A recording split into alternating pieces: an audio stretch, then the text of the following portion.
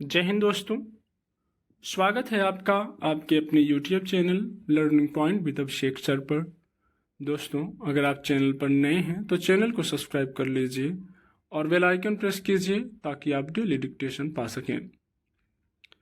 दोस्तों, आप सबके लिए उत्तराखंड APS और EPFO का पेड बैच चलाया जा रहा है, जिसमें आपको 3 डिक्टेशन डेली प्रोवाइड किए जाएंगे, जो कि आपके स्किल टेस्ट तक आपके उसी एक पेमेंट में ही डिक्टेशन प्रोवाइड किया जाएगा।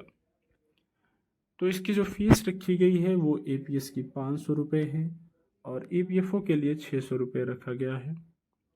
तो अगर आप इन बैच में से कोई भी बैच ज्वाइन करना चाहते हैं तो आप इस नंबर पर संपर्क कर सकते हैं 7393976701। इस नंबर पर आप हमें व्हाट्सएप या टेलीग्राम पर मैसेज कर सकते हैं, बैच की इन्फॉर्मेशन ले सकते हैं और अगर ज़रूरी हो तो कॉल भी कर सकते हैं। आपकी डिक्टेशन शुरू होगी 5 सेकंड बाद।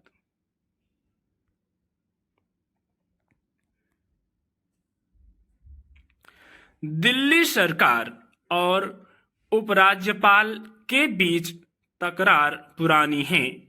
दोनों के बीच जब तब नए विवाद उठ खड़े होते हैं। पिछले वर्ष दिल्ली नगर निगम यानी MCD के चुनाव में एल्डरमैन यानी विशेषज्ञ सदस्यों को नामित करने के मुद्दे पर खड़ा हुआ विवाद इसी की एक कड़ी था। उपराज्यपाल ने 10 सदस्य नामित किए थे, जिन्हें लेकर आम आदमी पार्टी ने एतराज जताया कि ये सभी सदस्य भाजपा से संबद्ध हैं और MCD के जोनों में मतदान कर चुनी हुई MCD का गणित खराब कर सकते हैं। मामला सर्वोच्च न्यायालय में पहुंचा था। चुनौती दी गई कि उपराज्यपाल बिना दिल्ली सरकार के मंत्रिमंडल से सलाह लिए सदस्यों को नामित नहीं कर सकते। तब अदालत ने नामित सदस्यों को मतदान करने से रोक दिया था, पर यह आशंका जताई थी कि उपराज्यपाल द्वारा नामित सदस्य निर्वाचित MCD को अस्थिर कर सकते हैं। तब लगा था कि फैसला दिल्ली सरकार के पक्ष में आएगा, मगर अब सर्वोच्च न्यायालय ने साफ कर दिया है कि उपराज्यपाल बिना मंत्रिमंडल की सलाह के सदस्यों को नामित कर सकते हैं। यह मामला कार्यकारी फैसलों की प्रकृति का नहीं है। पिछले MCD चुनाव में आम आदमी पार्टी ने 250 में से 134 सीटें जीती थी। भाजपा को 104 सीटों पर कामयाबी मिली थी।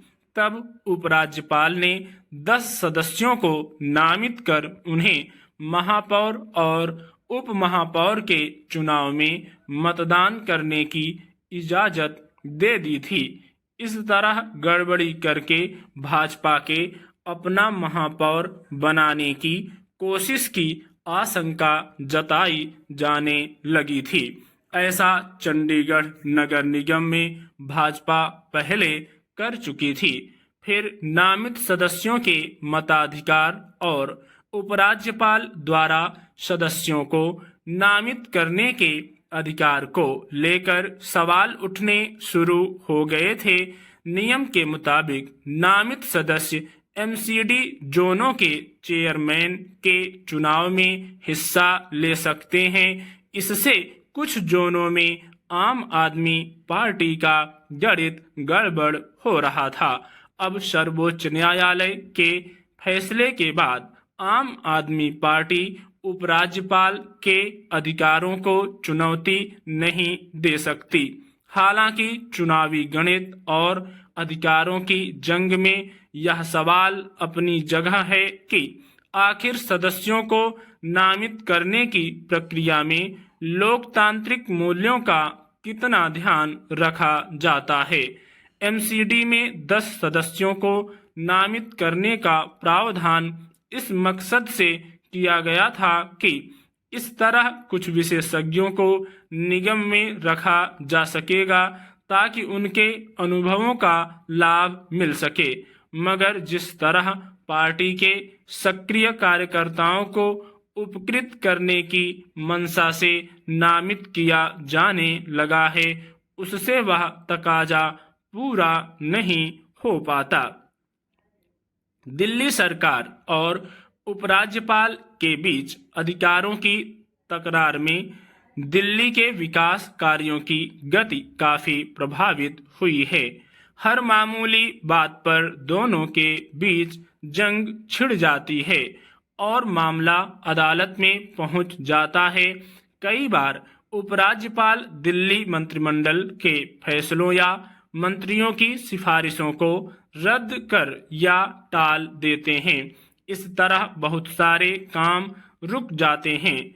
जब से केंद्र सरकार ने दिल्ली की निर्वाचित सरकार के बजाय उपराज्यपाल के अधिकारों को ऊपर रखने का कानून बना दिया है, तब से यह स्पष्ट हो चुका है कि केंद्र सरकार खुद दिल्ली के सरकारी कामकाज में हस्तक्षेप करती है।